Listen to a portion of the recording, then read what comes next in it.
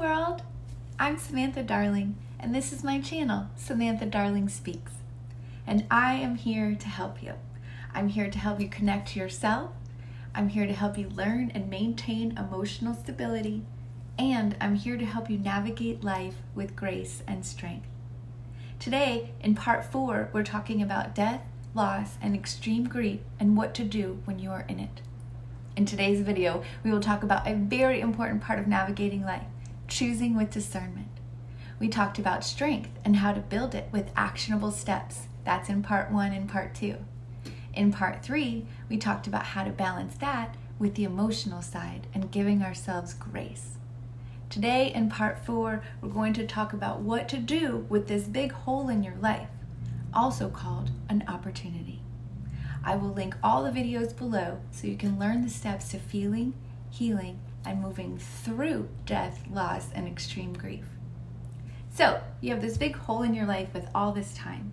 Here are a few ideas of things that you can do to make the most out of your tragic experience. First, you'll use that space to feel your feelings. That's what we talked about in part 1. Then you'll use your energy to heal and restore. That's in part 2. Part 3 is meant to be used at all times in your life, and part 4, where we are now, is all about choosing with discernment what to add to your life. First, pour the love and energy that you gave that person or relationship that you have lost into yourself. This is the opportunity to do things that you didn't before.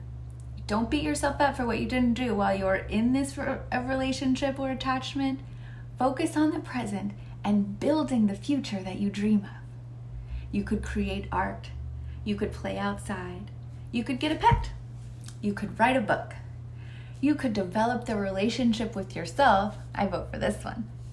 You could buy a boat or volunteer at a charity. You could learn a new skill or a language. You could start a business.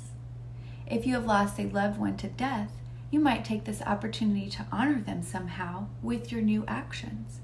Maybe they loved bike riding.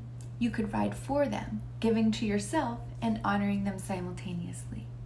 You could build an altar. You could plant a garden. You could buy land and build a new house.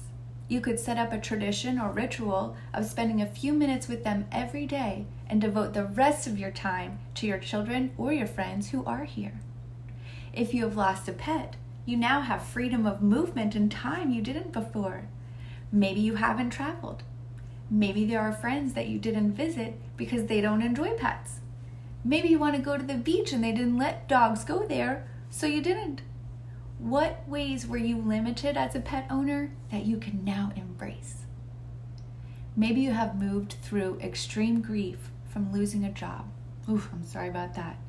This would be the time to take that energy and pour it into creating or manifesting the job experience that you have always dreamed of. Maybe it's time to go back to school or get a job that isn't so hard on you. Maybe it's time to invest your savings into a sabbatical. Maybe it's time to sell everything and take a road trip. It's up to you what you'll do with the empty space in your life. But here's a little story about the time in my life when I discovered this little trick of discernment to create my delicious life. I had a group of friends in Mexico a few years back. I saw them a few times a week and spent most weekends with them. They were the only people I knew in town. One day, the whole group relationship dynamic imploded, and it was a shock, for sure. But I realized quickly that I was glad, because I was settling for companionship that wasn't good for me. I was settling for friends who did things I don't anymore and had energies that didn't resonate because I was afraid of loneliness. I latched on to them because I met them at a spiritual event and I assumed that they were like me, but I was mistaken. When I learned I had been betrayed by them, I let them all go in one big blocking, deleting swoop. And at that moment, I knew that I had an opportunity to fill my life with what I did want in my life. I said, Samantha, you can sit here and smoke weed and be sad all you want. That's the grace that I needed. But when you're done, let's choose some high vibrational things to do instead. And I thought about what did I want? So I bought a bicycle and I bought some home gym equipment. I looked into the local expat Facebook group for opportunities to connect, and I responded to invitations from new people.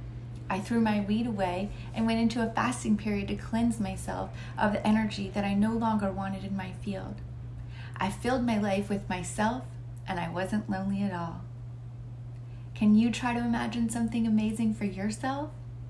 Can you believe that if you serve yourself grace and strength, which is love, can you believe that the world will meet you there? Can you try something new?